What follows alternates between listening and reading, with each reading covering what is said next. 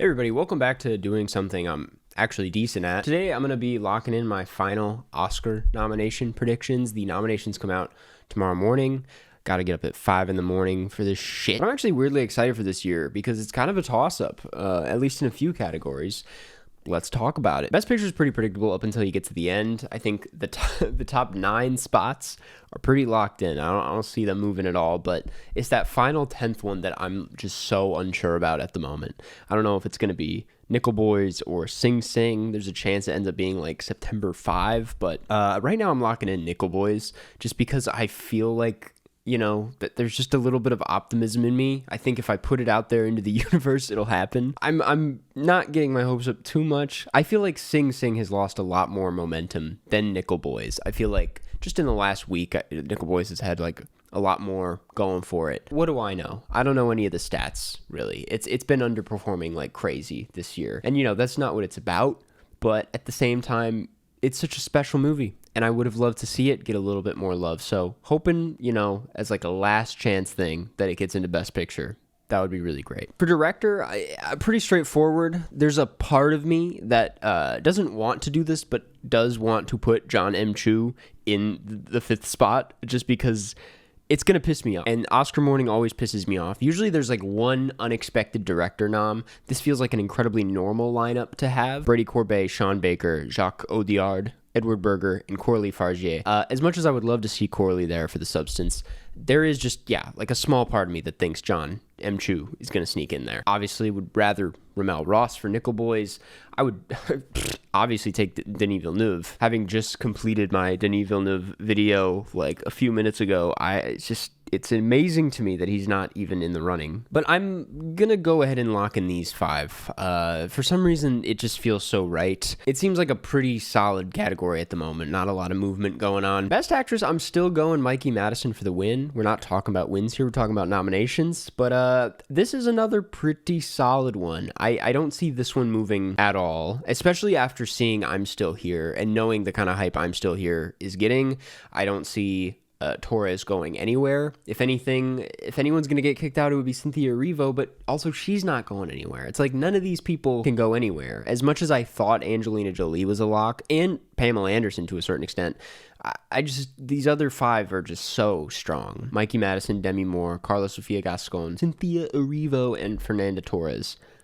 That's who it is. That's just who it's going to be. Best Actor, I'm still going strong with Timothée Chalamet winning. Again, it ain't about that right now. But the top 3 for sure locked in. I guess I would say Coleman Domingo is also pretty locked in. But that 5th spot. I know a lot of people are predicting Daniel Craig and Queer. I would love to see Daniel Craig and Queer. But there's just a small part of me that thinks Sebastian Stan is going to squeak in there. I just feel like if they are going to go Jeremy Strong, they might be willing to go Sebastian Stan. I feel like this will be the super unexpected choice on Oscar morning. As much as I would love it to be Daniel Craig, Sebastian Stan just seems to like have an energy about him that people want to get behind, even if the performance, the character is a bit uncomfortable. I feel like people will want to like recognize his work for this. That it's like an important movie, especially after this week. It's like, I don't know. For some reason, I see it happening. I have no data clearly to back any of this up. It's just vibes. Best Supporting Actress, I have a pretty crazy choice here. I talked about the nominations with a friend, and he kind of convinced me to put Monica Barbero in here for a Complete Unknown. There's like really nothing to back that one up. Now that A Complete Unknown is like kind of getting out there and more people are seeing it, I feel like she's pretty solidly in the running in my opinion, and I think she fully deserves it. The top 3 are pretty locked in. Zoe Saldana, I don't know how she took over Ariana Grande. I feel like Ariana Grande should be the lead here, but I guess not. Isabella Rossellini, obviously, even though it's like barely any screen time. And then Felicity Jones in last place only because The Brutalist is so long and she doesn't show up until the second half. And there's a possibility that a lot of voters just didn't even get to her. I know some people are also mixed on her character. It's sort of people calling it a bit underwritten. Not that has anything to do with her performance, but it doesn't leave a sort of impact on you the way I don't know, Adrian Brody does or Guy Pearce. Now that I think about it, I'm putting Jamie Lee in. I'm putting Jamie Lee in the 5th spot. She's been campaigning so hard. What am I thinking? I haven't seen Last Showgirl. I can't speak on Jamie Lee Curtis. I actually really like Jamie Lee Curtis most of the time, but for some reason, in the context of like the Oscars, after her supporting actress win like a few years ago, she just pisses me off. She's a great actress, you know? It's like, I'm not upset about it, but her winning for that movie was like, what was that? So anyway, I feel like she'll squeak herself in again. Best Supporting Actor, pretty locked in. As much as I would love to see Clarence Macklin make it for Sing Sing, because he's really amazing in Sing Sing. I think this is a pretty strong group. People really are there for Jeremy Strong, which makes me happy. The Apprentice, not really anywhere else, which is the only thing to note. Like, if it's not anywhere else, why are we? But also, neither is The Last Showgirl, in a way. It's The Last Showgirl having basically the exact same awards season as The Apprentice, where it's like maybe lead, but probably supporting, nothing else. But I feel like because it's Jeremy Strong, because he has a much showier performance in the film, people can get behind that. It's not as relevant because Roy Cohn's obviously not here anymore, so there's a bit more distance that you can have between him and the character. Everybody else here pretty much locked in. Kieran Culkin, Guy Pearce, Yura Borislav, Edward Norton, and they're all great. I mean, I really like this category. It's a great category. As much as I love Kieran Culkin, I am kind of in that group of people that's like, you know, maybe it's not the best performance. I know I said I would have liked to have him win a few weeks ago during the Golden Globes, but like when I look at this group of fellas, they're just giving much more interesting performances than Kieran Culkin. I really like Kieran Culkin's performance. I just think it's one of those Oscar things where it's like, because an actor wins over and over and over again, they feel like they have to give the Oscar to them. And it's like, branch out a bit, look at these other performances, and maybe consider who the best performance is in this group. In my opinion, it's probably Guy Pearce. Best Adapted Screenplay. I never really know what's going on in the screenplay categories, to be honest. Clearly, I had no idea last year. I was like shocked when Anatomy of a Fall picked up traction. I was like, really? I mean, it's great. It's a great screenplay, but I had no idea. So I kind of am just going with like the top 5 on Gold Derby here. I don't really know why Wicked's not in the running, but these other 5 are so strong. Honestly, Nickel Boys, is it really in the running? I didn't even process that until I clicked it. I guess, yeah. I guess the thing with Wicked and Doom Part 2 are they're like Part 1, Part 2 films. They're like not complete parts. So it's like, I guess that's a case to be made against their screenplays for some reason. I mean, if this ends up happening, I'll be thrilled. I'm going to trust Gold Derby on this. I have no original thought here. Original screenplay, also putting this one out into the universe in hopes that it actually happens. I know I'm probably the only person predicting challengers here, and you're probably in the comments like, buddy, it's not going to happen. And you know what? I know, but I want to predict it, because if it does, I'm going to be happy. We need to give ourselves hope here. We need to make it a possibility. I know that Hard Truths just came out, and it had its release during like peak voting season, so it's like odds that it gets nominated pretty high. It's Mike Lee. They want to honor him. September 5, I don't know why that's above Challengers. It's like, no one's talking about that screenplay. At least no one that I know. In Challengers, I feel like Justin Kritzky's has done so much press for it. He's at all the round tables. If there's anything people can get behind when it comes to Challengers, it's the screenplay. It's a very clever, witty screenplay. I just don't know how it's not in the running. These other 4 definitely locked in. I mean, The Substance won at Cannes. A Real Pain's a screenplay movie. The Brutalist is everywhere else. And Anora is a blast and is probably going to win. Best cinematography. In my opinion, there's no way Maria misses. It's Pablo Larraín. They give it to him like every time he makes a movie. It's like, even if his movie doesn't show up anywhere else, it's going to show up in cinematography. And I've seen clips of Maria. It's definitely going to make it. I'm a little skeptical on the fact that there's no black and white film here. Usually they throw in at least one black and white film every year, and Dune has black and white parts. I just don't see Nosferatu happening for some reason. I know that it's pretty high up on the Gold Derby predictions, but like for some reason I can't see it happening. Conclave easily in there. Nickel Boys, you know, even people that haven't seen the film can get behind the cinematography. They know how unique the cinematography is. So part of me feels like it has to make it. Again, the thing about Nosferatu, Robert Eggers has only gotten in for cinematography one time, and it was for The Lighthouse, which was like super stylized. They never gave it to him for The Northman, which I think was more breathtaking than Nosferatu, more noteworthy. The Wish, I just don't think he was big enough for it by then. Costume design, production design for sure, but there was nothing very like showy about it. Not that it looks bad, it just doesn't look as showy as the rest of these. Best costume design, I would put Nosferatu in here, as well as Dune, and Wicked, and Gladiator 2, probably. I mean, he got in for Napoleon, didn't he? So obviously they're going to put him in for Gladiator 2. It's like way more. And I guess Conclave, yeah. Looking at the rest of these, I mean, A Complete Unknown has a chance because of like the period piece. And that said, part of me wants to put that's more of a production design thing though, and yeah, I would stick with this. These feel right. Best film editing, they're saying Emilia Perez, man. God, I mean, probably film editing, I've come to learn, is really just like the top best picture contenders, Dune aside. It usually goes hand in hand with like the big cinematography sound movie for some reason, even if it's like not the most showy editing, because they're dealing with such large formats. They'll give it editing. So it probably is going to go to Dune, and Dune does have some really incredible editing. It's got some questionable choices here and there. I would love to see challengers get nominated here, but definitely not. Yeah, as much as I would love to see challengers, A Complete Unknown, I can't really make a case against the top 5 here. I think they're all pretty solidly in editing. Makeup and hairstyling, they're saying The Substance is the top spot, which I can totally get behind on. It was one of those where even when I watched it with my parents, they pointed out the makeup and hairstyling, and my mom was like, well, that's gonna win makeup at the Oscars, right? And I'm like, man, you're probably right, Mom. So I, off that comment alone, I'm like, I guess, yeah, most people walk away from The Substance. Even if they don't like it, they can at least appreciate the makeup and the artistry that goes into it from that perspective. Wicked, like, it's just green, right? Like, what is... Nosferatu, obviously, that would be so cool to see it there. Same thing with A Different Man. Would be so great to see A Different Man here.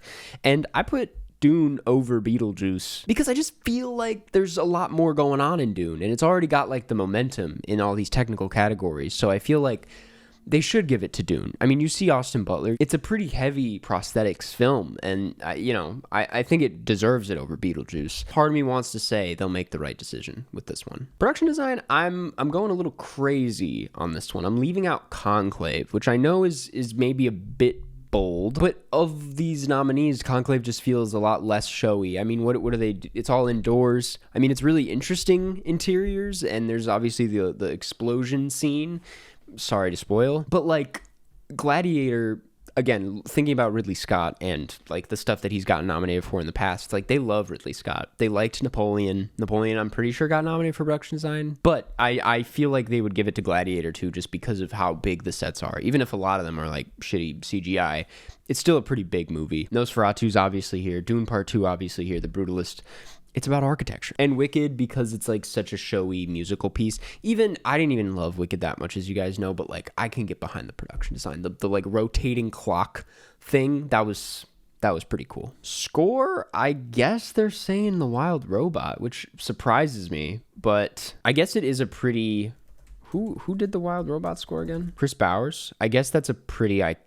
Is he iconic? What am I even saying? I'm not familiar with his work, but the name rings a bell. I guess they'll give it to... I mean, I do remember at the beginning of The Wild Robot, the score was pretty beautiful. I can see it getting in. I don't see challengers missing. There's people that think it's going to miss this category. I don't know what you're on about, man. Like, it's obviously going to get in. It's Trent Reznor and Atticus Ross. And it's like one of the most celebrated scores of the year. It should win, in all honesty. As much as I love the Brutalist score, I really think challengers should be there. I talked to a friend about the Conclave score yesterday and how it's a bit overrated. It's kind of like screaming at you about, like, with how to feel, and it's a tad over dramatic and just overdoes it a few times, gets a bit repetitive. So I'm gonna put challengers like above Conclave. I know that's my own personal opinion, but for some reason you saw like how Elton John reacted. It's like people really loved that. People are passionate about the challenger score in a way that I haven't seen people passionate about a score in a while. But as far as nominations go, I don't see Wicked taking over any of this. Definitely not Nosferatu. It's like kind of a wasteland outside of these. Best song, they're saying Emilia Perez, probably for sure. And both Emilia Perez songs, definitely in there. God, I hate that Wild Robot song.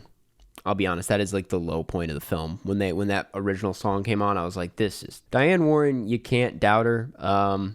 She gets in every year, and there's no avoiding it. Because of the Wild Robot being so showy about it, it probably is going to make it. Yeah. I'm throwing in Kneecap. I feel like there's a lot of love for Kneecap behind it. So For some reason, I see that one getting in. I don't see Challengers making it in Best Song. They don't care about it like that. Sing Sing just doesn't feel like it has the energy behind it. Best Sound, pretty obvious. Dune, definitely going to take it. Wicked, because it's a musical. A Complete Unknown, because it's a concert. Amelia Perez, because it's a musical. And I guess Gladiator 2 for its, like, action scenes. I'm going to be crazy and put Blitz in.